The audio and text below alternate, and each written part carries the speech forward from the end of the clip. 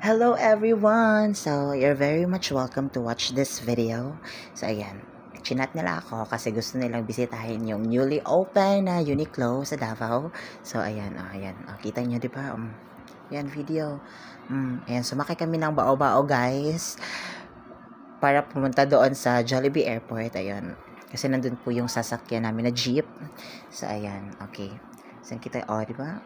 Ang daming ganap. Ayan, kita niyo yan. Yung Santa Lucia Mall na magbubukas pa lamang. Ayan. So, papasok kami dyan. Super. And we're so excited about that. Yeah. So, ayan, kita niyo yan. Jollibee. Dyan kami nagwo-work. Kasi we're service crew. And, ayan po. Tapos, dumating na po kami sa destination. No. Ano destination? Oh my God. Ayan. So, ayan. Sa mga kahilason. Hilas. Nag-taxi me padulong dito. And, diba? Pasensya na sa video, guys. This is not an iPhone, cell phone, but this is Tecno. So, ayan. For first timer, you have to use your own phone to create a video. Ayan. So, ayan. Diba, video dyan? Diba? Pak, gano'n. Sino kayo? Sino kayo dyan? Diba? Ay, so, ayan. We just arrived, guys. So, diba? Anong nangyari? Napagod ka, Angela. Okay, tingnan niyo yung, nahimatay sa pamasahe, guys.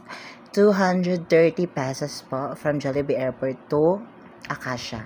Ayan. So, ayan po. Papunta na po kami ng Uniqlo. Ayan. So, nakikita ko na po yung parang logo nila. Ayan, sa Uniqlo. So, ayan. Guys. Ayan. This is actually the first time Uniqlo here in Davao City na yung may sarili talaga silang store. Ayan, so we just need to visit right there to look some clothes.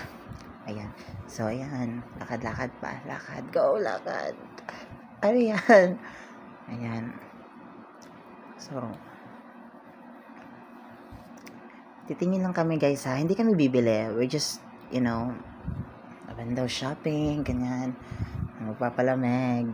Ayan, so, ayan na po. Look, that's the Uniqlo here in Acacia, Davao City. So, ayan. Papasok na kami, guys. Papasok na kami.